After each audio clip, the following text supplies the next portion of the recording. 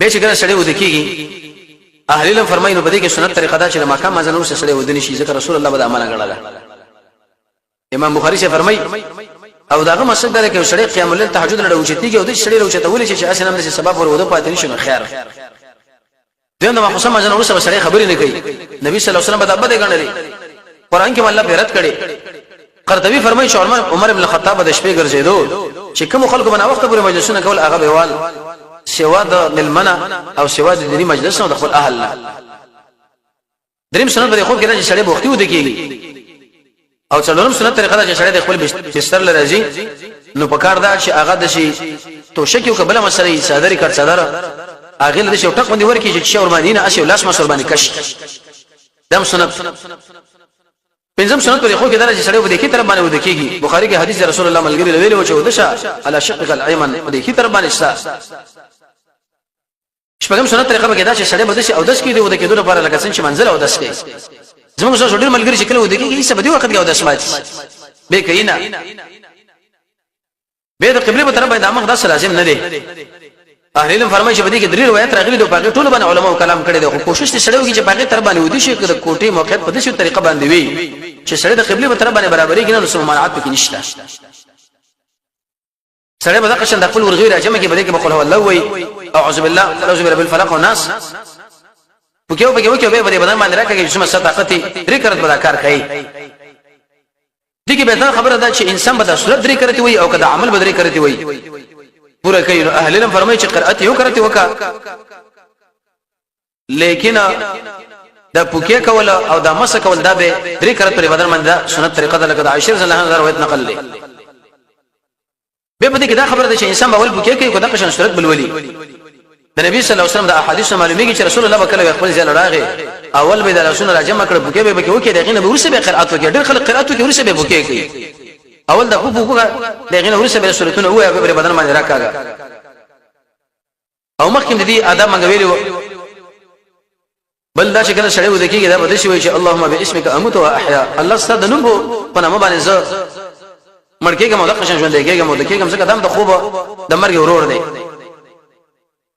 او لسم سنت طریقه په خو کې دا چې کله سړی راوچېږي د قشن به د ودکېږي د سی وي اللهم یا الله ان عذابك ما وصف الصد عذابنا يوم تبعث عبادك فاقرز من تقبل بندگان راوچتای الله دغه عذابنا مساته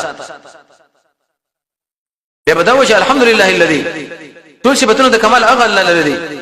چې زما د پاره کافیواله کړي د قشماله زیل را کړي دي الحمد لله الذي ټول صفاتونه د کمال هغه ذات لري اطعمني چې مال ډوډۍ را کړي دي او مال اوبره کړي دي الحمد لله الذي ټول صفاتونه د کمال هغه الله لري چې په ما باندې احسان کړي دي او د قشمه باندې فضل کړي دي اللهم اني اسالك يا الله زستانه سوال کوم مستپ عزت باندې چې ته مال د ورن نجات راکړي چې کله انسان دا خبره وکي وې دې سړي د رب العالمین دومره حمد وکړي لکه دا ټول دنیا چې راځم شو د الله حمدونه بین دغه حمد او د دې حمد هم دغه زور برابر دي ته سوچ کوونو معمولی دي عمل دي ظاهري موږ معمولی کاری لیکن الله د الله رسول په نسبت زیات دولسم سنت طریقه به دا چې انسان ایت کرسی ولولي ذکر رسول الله فرمایي چې د ابلیس به بچ کیږي بخاری کې مشهور حدیث دی بعض خلک ته به حدیث باندې کلام کوي چې شیطان څنګه د انسان په صفات باندې ونی ولا او څنګه به خوشي کې نه رسول الله ویل دي زموږ ایمان دی او چې کله سړی ودکېږي نو په دې وخت کې د قیام الليل د تهجد نیت وکړي کوچه چپه به هوا الا کچرته اوچت نشو تر سبب پورې ته ودوي ستاسو د نیت باندې الله رب العزت د ټول شپه تعالی د قیام الليل ثواب لیکي زموږ الله دومره انصاف والا ذات دی نه صحیح کې دا روایت صلی الله علیه وسلم سنت پر خو کې دا چې سړی ودکېږي تسبیح درې درش کرته وای تحمید الحمدلله درې درش کرته او سلام درش کرته الله اکبر وای او معلومه دعا ده اللهم اسلمت نفسي اليك اللهم اقبل تعالی د شم کړي ووجهت وجهي اليك دا مخ تعالی دراولې دي کارونه مثال رسباري دي خپل ډډه مثال لګولې د رغبه ورحبه اليك مين می سره الله ير استانه لا ملجا ولا منجا نشه زیاده پناهي او نه زیاده تکتي د کامیابی مگر هغه د تی امنت بكتابك الذي ما ایمان راوړ استا په هغه کتاب نشته نازل کړي دي ونبيك الذي ارسلته هغه نبی چې تعالی لګل رسول الله فرمایي وکدا چرته بدیش په باندې مر شو اې دې دعا ویل نو ورستاد دا سړی په اسلام کې هغه دنیا لاړو مسلمان لاړي رسول الله صلی الله علیه وسلم کوي درکړي دا څومره اوچت او کچو د سبا دي کې نو ته د خیر سبا دي کې شپږم سنت پرې کې دا دي حدیث بخاری مسلم کې راځي چې سړی په سورې بقره د ورسنی دعا آیتونه ولولي رسول الله فرمایي چې د شپې د دعا آیتونه ولوسل کفتاه د دل کافی دا معنا ده چې په دې باندې د شپې د مانځه څخه حق دی د هغه مانځنه د ایواش شو د باندې د قران کریم څخه حق دی د هغه قران کریم نه د ایواش شو دریم معنا محدثین دا کوي چې الله رب العزت به د شپې موارد د کوي معنا د هر قسمه شرایط نه بشات ولا سمع ده پکې دا دی حدیث ابو داود کې راځي ويزعو يده اليمنى دا کله اس بکید دي خپل اننګي او غمبر لاندې په دې کیفیت